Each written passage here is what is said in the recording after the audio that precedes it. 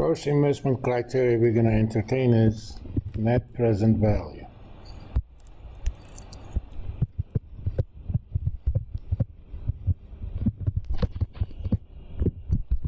Short NPV. As the name suggests, for any given project that has a certain set of cash flows in the future, and it has a cost right now, it calculates the present value of future cash flows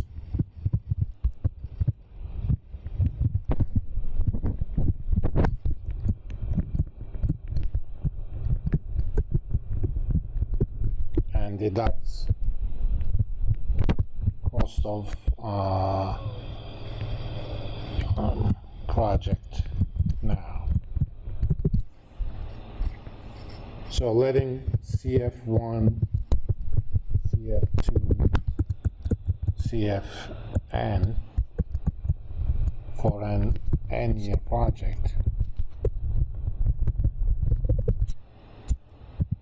denote future cash flows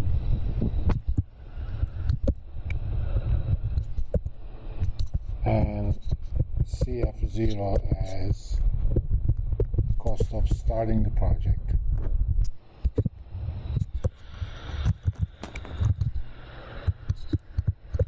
Let R denote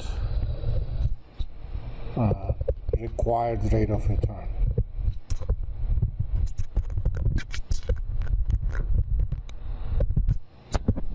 For the project.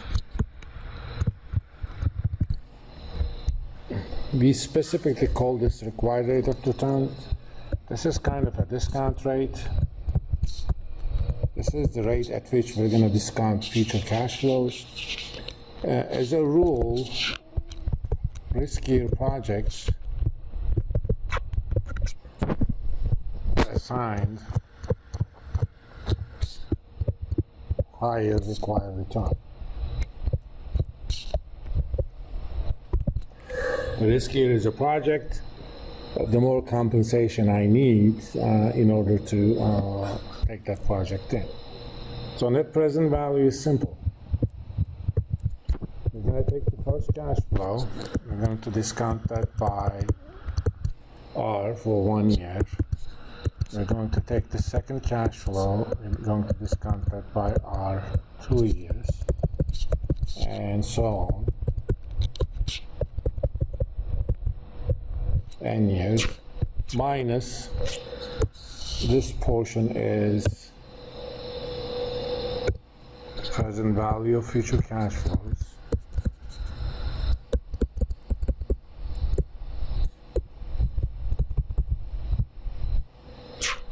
Minus the initial cost. Before we go into calculations, note that NPV has all three of the desired properties. One, it uses time value of the money by definition. It is using present values. Two, it does adjust for risk.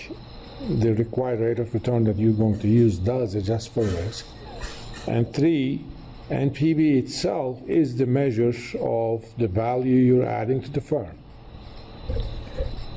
In a sense, present value of the future cash flows are what comes into the firm adjusted for risk minus the cost of the project. Also note that NPV also uses all the cash flows from the project. In order to implement this, let's do an example in Excel.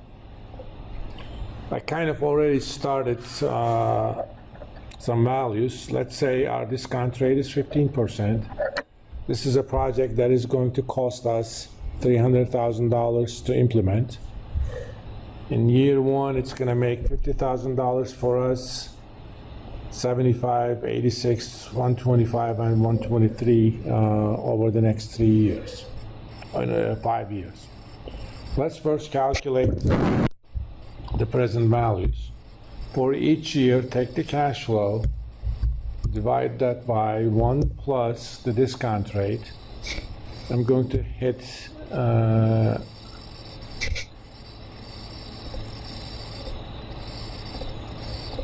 F4,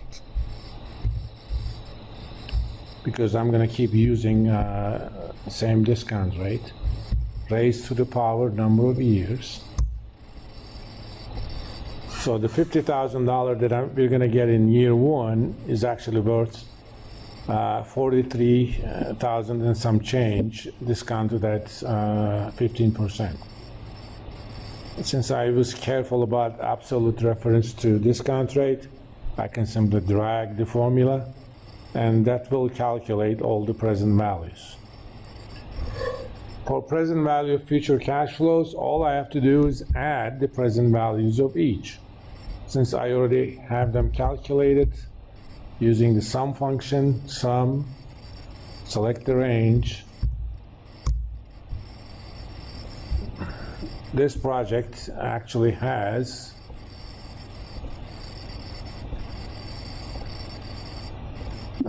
present values of 289,000 and some change. But net present value is present value of future cash flows minus the initial cost. So in this case, present value is negative. So what does that mean? For that, we're going to go back to our decision rule with NPV.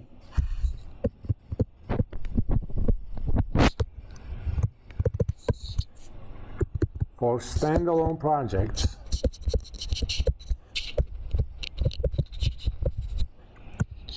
accept the project if NPV is positive. Reject the project otherwise.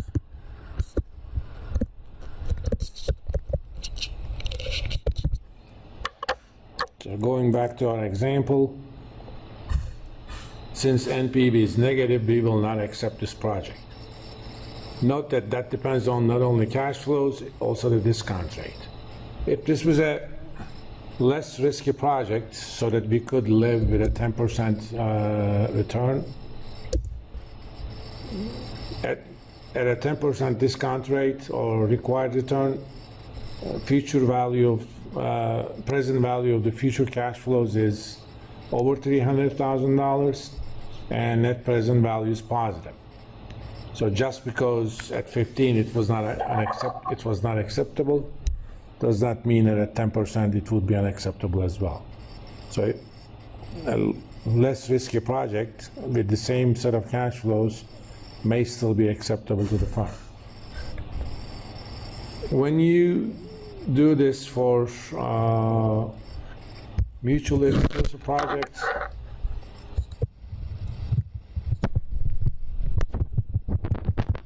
I'm not going to do an example. You can figure that out yourself.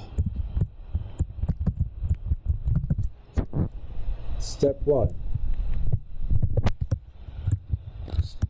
Calculate NPV of each option.